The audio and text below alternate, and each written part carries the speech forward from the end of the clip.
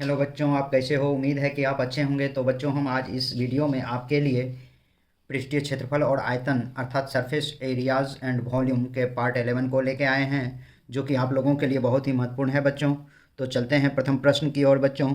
आज का प्रथम प्रश्न है बच्चों, 8 सेंटीमीटर त्रिज्या के गोले को पिघलाकर एक 32 सेंटीमीटर ऊंचाई के शंकु के रूप में लाया जाता है। तो शंकु के आधार का त्रिज्या क्या है? ए में 8 सेंटीमीटर, बी में 9 सेंटीमीटर, सी में 10 सेंटीमीटर और डी में 12 सेंटीमीटर। बच्चों, इस प्रश्न से इस प्रश्न के अनुसार गोला का आयतन बराबर शंकु का आयतन होगा बच्चों। गोला का आयतन 4/3 पाई आर क्यूब होता है बच्चों। शंकु का आयतन 1/3 पाई आर स्क्वायर एच होता है। गोला का त्रिज्या 4/3 पाई और गोला का त्रिज्या 8 cm का क्यूब हो जाएगा, और 1/3 पाई और शंकु का त्रिज्या नहीं दिया हुआ बच्चों। शंकु की ऊंचाई 32 सेंटीमीटर दिया हुआ है। तो आप ये नीचे में 3 है तो 4/3 पाई 8 × 8 × 8, नीचे का 3 बराबर के उस साइड ले जाएंगे तो ऊपर चला जाएगा बच्चों, और बराबर यहाँ बचा आपको पाई आर स्क्वायर इंटू 32। 3 और 3 को काट दीजिए बच्चों। आपको आर स्क्वायर का आर का मान निकालना है, क्योंकि शंकु का त्रिज्या बोल रहा है, आधार का त्रिज्या अर्थात शंकु का त्रिज्या। तो यहाँ सिर्फ आर स्क्वायर रहने दें, और उसके अलावा जो भी अंक है उसको बराबर के उस साइड ले जाएंगे। चूँकि ये अंक आर स्क्वायर के गुणनफल में है बच्चों, इसीलिए 4 पाई इंटू 8 पाई इसको लिख सकते हैं। पाई पाई कट गया, 4 × 8 = 32, 8 हो गया, 8 से 8 कट गया। आर स्क्वायर इजक्वल टू 8 × 8 होगा बच्चों। देयरफॉर आर इजक्वल टू √8 × 8 अर्थात 8 सेंटीमीटर, अर्थात 1 का आंसर हो जाएगा बच्चों option number A. Next question है बच्चों, क्वेश्चन नंबर 2। दो शंकुओं के आयतनों का अनुपात 4:5 है एवं उनकी आधार त्रिज्याओं का अनुपात 2:3 है। उनकी उदग्र ऊंचाइयों का अनुपात क्या होगा? ए में 3:5, बी में 4:7, सी में 5:9, डी में 9:5। तो बच्चों,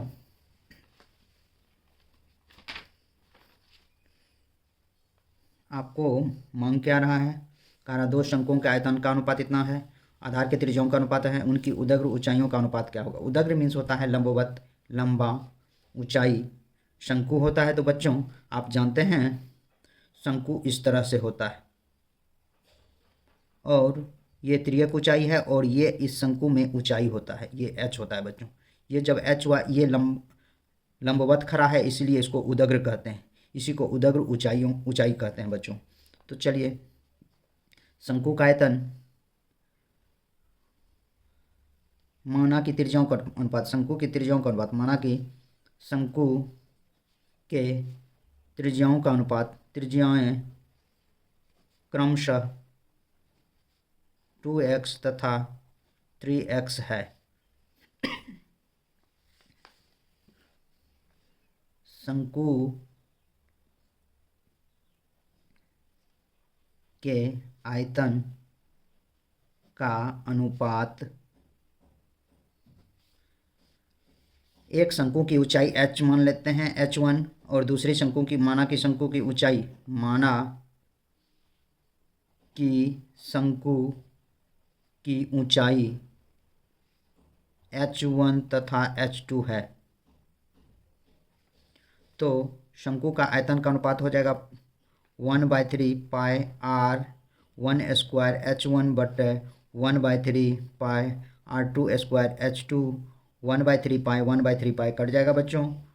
r1 का अर्थ 2x का स्क्वायर इंटू h1 बटे 3x का स्क्वायर इंटू h2, और इसका अनुपात में आपको ये आयतनों का अनुपात 4/5 दिया हुआ है बच्चों। तो आप 4x स्क्वायर बटे 9x square into h1 into h2 equal to 4/5, x square cut जाएगा, h1 बटे h2 इजकल टू 4/5 और ये 9 ऊपर 4 नीचे, ये 4 कट जाएगा बच्चों, बचेगा 9/5। अर्थात आपको H1:H2 इजकल टू 9:5, अर्थात 2 का आंसर हो जाएगा बच्चों option number D. Next question है बच्चों क्वेश्चन नंबर 3। एक धातुई शंकु जिसके आधार की त्रिज्या 2.1 cm और ऊंचाई 8.4 cm है को पिघलाया जाता है और उसे एक गोला में ढाला जाता है, तो गोले की त्रिज्या क्या है? ए में 2 cm, बी में 2.1 cm, सी में 1.05 cm और डी में 1.5 cm। तो बच्चों गोले का आयतन, इसमें क्या होगा? गोला का आयतन, गोला का आयतन बराबर शंकु का आयतन। गोला का आयतन बच्चों 4/3 πr³ इजकल टू शंकु का आयतन 1/3 πr² h हो जाएगा बच्चों। r1 मान लीजिए, इसको r1²h, सॉरी बच्चों इसको r ही माने, क्योंकि एक धातुई शंकु जिसके आधार की त्रिज्या 2.1, ऊंचाई इतना है और कारा पिघलाया जाता है और इसको ढाला जाता है, गोले की त्रिज्या निकालना है तो कोई ज़रूरत नहीं, इसको r1 ही मान ले। चलिए तो यहाँ r³ इजकल टू आप लिख सकते हैं बच्चों, चलिए 4 इजकल टू ये नीचे में है तो 1/3 पाई r का मान 2.1 का स्क्वायर इंटू 8.4 ये h में दिया हुआ है, इसकी ऊंचाई 8.4 cm बाय इंटू ये नीचे में 3 था तो बराबर की साइड चले जाएगा तो ऊपर हो जाएगा, ये 3 से इस 3 को काट देंगे। अब r³ के गुणक में जो है उसको बराबर के उस साइड ले जाएंगे बच्चों, pi into 2.1 into 2.1 into 8.4 by 4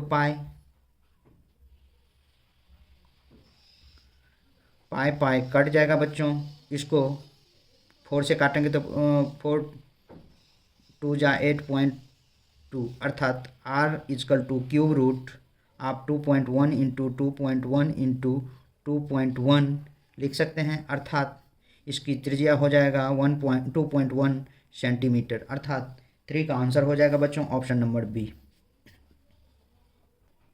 next question है बच्चों क्वेश्चन नंबर 4। क्वेश्चन नंबर 4 में दिया हुआ है एक धातु के शंकु को समान त्रिज्या के बेलन के आकार में बदला जाता है, यदि बेलन की ऊंचाई 5 cm हो तो शंकु की ऊंचाई क्या होगी? ए में 12 cm, बी में 15 cm, सी में 20 cm, डी में 25 cm। बच्चों एक धातु के शंकु के समान त्रिज्या, शंकु और बेलन का समान त्रिज्या है बच्चों, तो चलिए लिखिए शंकु का आयतन बराबर बेलन का आयतन 1/3 pi r² h equal to pi r² h। दोनों का त्रिज्या सेम है बच्चों, आपको शंकु की ऊंचाई मांग रहा है तो ये r रहने देते हैं और इसकी ऊंचाई आपको दिया हुआ है बेलन की ऊंचाई, तो इस नीचे में यहाँ 3 है उसको उस साइड ले चलेंगे, pi r² h equal to pi r² और h का मान 5 इंटू 3 h इजकल टू हो जाएगा बच्चों पाई r² इंटू 15/पाई r² और पाई r² कट जाएगा, h इजकल टू हो जाएगा 15 बच्चों, अर्थात 4 का आंसर हो जाएगा बच्चों 15 cm option number B. Next question है बच्चों क्वेश्चन नंबर 5। 2 सेंटीमीटर किनारे वाले एक घन को 1 सेंटीमीटर किनारे वाले 8 घन में काटा गया है, तो इसका कुल पृष्ठ क्षेत्रफल क्या होगा? ए में 8 सेंटीमीटर स्क्वायर, बी में 16 सेंटीमीटर स्क्वायर, सी में 24 सेंटीमीटर स्क्वायर, डी में 48 सेंटीमीटर स्क्वायर।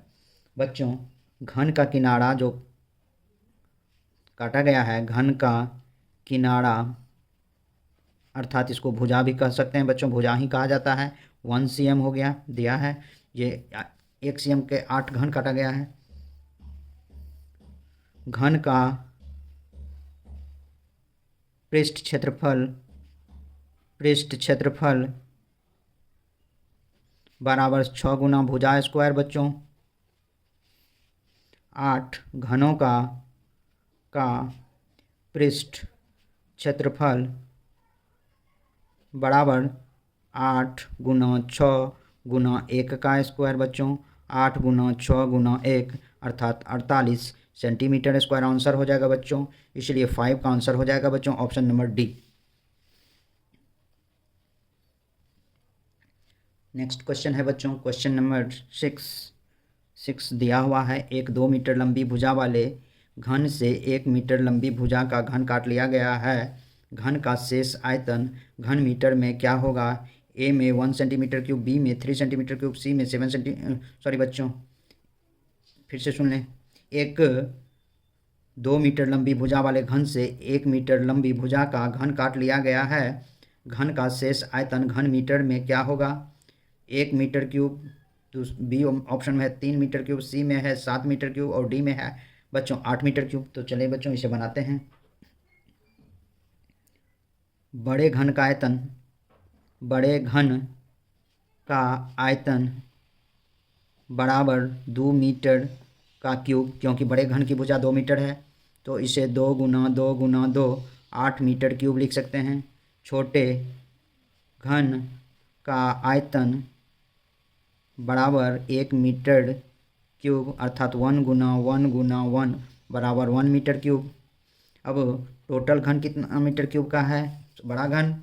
बड़ा घन है बच्चों 8 मीटर क्यूब। शेष घन का आयतन बराबर बड़ा घन का आयतन माइनस छोटा घन का आयतन बराबर 8 माइनस 1 बराबर 7 मीटर क्यूब अर्थात 6 का आंसर हो जाएगा बच्चों ऑप्शन नंबर सी।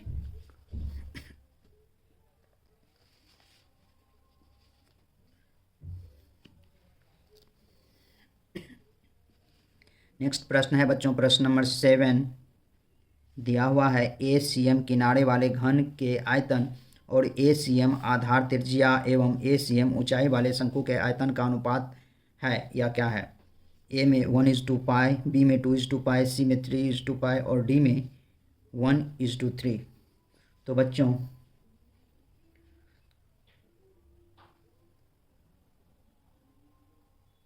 इसे घन का आयतन बट्टे शंकु का आयतन, घन का आयतन भुजा क्यूब बच्चों और शंकु का आयतन 1/3 पाई आर स्क्वायर एच होता है बच्चों। ये ए सेंटीमीटर किनारे के घन का आयतन, तो घन की भुजा ए दी हुई है तो ए का क्यूब और 1/3 पाई और आर इसकी जो है ये शंकु का त्रिज्या ए दिया हुआ है तो ए का स्क्वायर और ऊंचाई भी ए दिया हुआ है तो ए अर्थात इसको ए क्यूब बट्टे 1/3 पाई ए स्क्वायर इंटू ए अर्थात ए क्यूब बट्टे ए क्यूब, ये नीचे में 3 है बच्चों, ये ऊपर चला जाएगा 3 हो जाएगा। इसको आप लिख सकते हैं पाई, यहाँ ए क्यूब बच्चों, तो ए क्यूब कट जाएगा 3/पाई अर्थात 3:पाई अर्थात आपको 7 का आंसर हो जाएगा बच्चों ऑप्शन नंबर सी। नेक्स्ट प्रश्न है बच्चों प्रश्न नंबर 8 दिया हुआ है। एक धातु का घन जिसकी भुजा एक्सियम है को खींचकर 8 mm व्यास का तार बनाया गया है तो तार की लंबाई क्या है? ए में 25/पाई cm, बी में 100/पाई cm, सी में 100 cm, डी में 1000 cm। बच्चों आपको क्या निकालना है? आपको निकालना है तार की लंबाई। चूँकि उतना ही बड़ा भुजा से यह जो है बेलनाकार 4 mm व्यास बेलनाकार की तार बनाया गया है तो इसमें तार की लंबाई मांग रहा है। तो देखिए बच्चों घन का आयतन यहाँ हो जाएगा घन का आयतन बराबर ये हो जाएगा बेलन का आयतन। घन का आयतन 1 हो जाएगा बच्चों क्योंकि ऊपर निकाल चुके हैं घन का आयतन 1 और बेलन पाई आर स्क्वायर एच, चूँकि ये 1 है बच्चों और पाई आर का मान आपको 2/10 का स्क्वायर इंटू एच। अब आप इसे h into 4 by 100 into pi लिख सकते हैं बच्चों, बराबर 1। 100 को इससे मल्टीप्लाई कर दीजिए, 4 पाई इंटू एच बचेगा, बराबर 100 इंटू 1 इजकल टू 100 हो जाएगा बच्चों। अब therefore H equal to 100 by 4 pi, 4 से 25 टाइम्स में कट जाएगा, H equal to 25 by pi होगा बच्चों, अर्थात 8 का आंसर हो जाएगा बच्चों ऑप्शन नंबर ए। 9 नंबर प्रश्न दिया हुआ है बच्चों, एक ठोस घन का किनारा 14 सेमी है, एक ठोस घन का किनारा 14 सेमी है में से अधिकतम आयतन का गोला काटा जाता है तो गोले का आयतन लगभग होगा। ए में 359 cm क्यूब, बी में 437 सेंटीमीटर क्यूब, सी में 2874 सेंटीमीटर क्यूब, डी में 346 सेंटीमीटर क्यूब। बच्चों कह रहा है एक ठोस घन, एक इस तरह से घन बना देते हैं, यह एक घन है, घन की प्रत्येक भुजा बराबर होता है बच्चों, तो यह एक ठोस घन बनाया गया है। इस घन से गोला काटा गया, गोला काटा जाएगा तो इस तरह से गोला काटा जाएगा बच्चों, इस तरह से इसमें गोला काटा गया है। जब यह गोला काटा गया तो हमेशा ये देख रहे हैं कि यहाँ या ऐसे करेंगे तो ये, तो जब गोला काटा जाएगा तो इस घन की भुजा, ये जो घन की भुजा है ये गोला का व्यास हो जाएगा बच्चों। तो घन की भुजा बराबर गोला का व्यास, क्योंकि उसी गोला में घन को काटा गया है, तो 14 cm इजकल टू डी, तो आर हो जाएगा d/2 इजकल टू 14/2 अर्थात 7 cm, 7 cm हो जाएगा। अब 7 cm जब हो गया तो अधिकतम कितनी गोला काटा जा सकता है, तो गोलों की संख्या, गोलों या गोला का आयतन आयतन निकाल लेते हैं। आयतन बराबर 4/3 पाई आर क्यूब, 4/3 22/7 7 का क्यूब, अर्थात 4/3 गुना 22/7 गुना 7 गुना 7 गुना 7, 7 7 कट जाएगा बच्चों, 88 गुना 49/3 अर्थात 4312 हो जाएगा बट्टे 3 बच्चों। इसको जब भाग देंगे तो 1437.3 होगा बच्चों, अर्थात इसका आंसर हो जाएगा बच्चों 9 का 1437, क्योंकि लगभग में आंसर मांग रहा है बच्चों, इसलिए 1437 सेंटीमीटर क्यूब आंसर हो जाएगा ऑप्शन नंबर बी।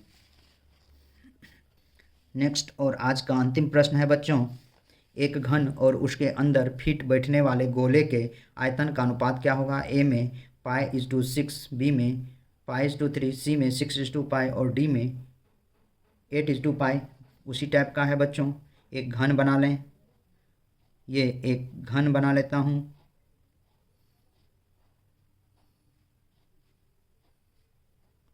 और ये घन में एक इस तरह से गोला काट दिया जाता है। तो माना कि घन की भुजा, तो यहाँ भी बच्चों हो जाएगा आपको, यहाँ भी घन की भुजा बराबर गोला का व्यास हो जाएगा बच्चों। माना कि घन की भुजा बराबर ए, गोला की त्रिज्या बराबर a/2 हो जाएगा बच्चों, क्योंकि व्यास का आधा होता है बच्चों। तो अब घन का आयतन बटे गोला का आयतन,